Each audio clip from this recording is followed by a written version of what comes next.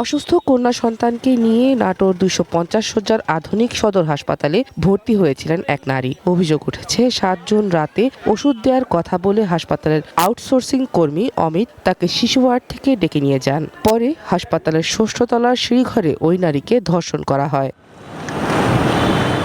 এ সময় অমিতের 2 সহযোগী অনিল ও প্রাঙ্গণ ঘটনাটি মোবাইলে ধারণ করেন। পরে সেই ভিডিও দেখিয়ে ভুক্তভোগীকে ব্ল্যাকমেইল করে আবারও ধর্ষণ চেষ্টা করা হয় বলে অভিযোগ রয়েছে।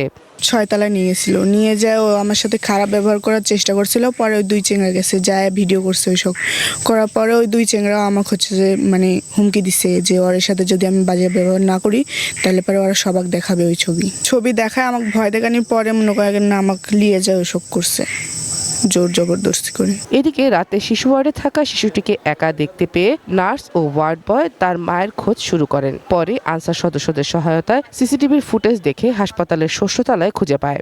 মেয়ের অভিযোগ যে আমাকে রেপ করছে বা ওরা ব্ল্যাকমেইল করার জন্য ভিডিও করছে, কিন্তু এটা আমি তাদের মুখে শুনেছি। মেয়ে বললো যে তুই আমার প্রতি জবরদস্তি করছিস কিনা সেটা সত্যি কথা বল। তখন সত্যি কথা বললো, বলার পরে বলছে যে আর 2 জন তোর সঙ্গে ছিল তারা ভিডিও করছে কিনা সেটা বল।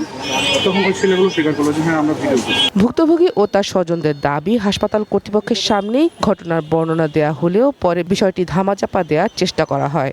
অমিত নামের এক ছেলের সাথে তোমার বউ এনাতে এই করেছে। আমার বউকে আবার জিজ্ঞেস করলাম, জোর করে আমার বউ হচ্ছে আমাকে জোর করে টাইনে নিয়ে ওরা এনাতে এই করেছে। এতে আমরা কঠিন একটা বিচার চাই। হাসপাতালে যায় একটা ছেলে একটা মেয়েকে নিয়ে যায় এইসব করা, এইসব তো আমরা মানব না। এখন আমরা চাই একটা সফলে ওই ছেলের একটা বিচার। এদিকে নাটোর পুলিশ সুপার জানিয়েছেন এই ঘটনায় অভিযোগ পেলে আইন অনুযায়ী প্রয়োজনীয় ব্যবস্থা নেওয়া হবে।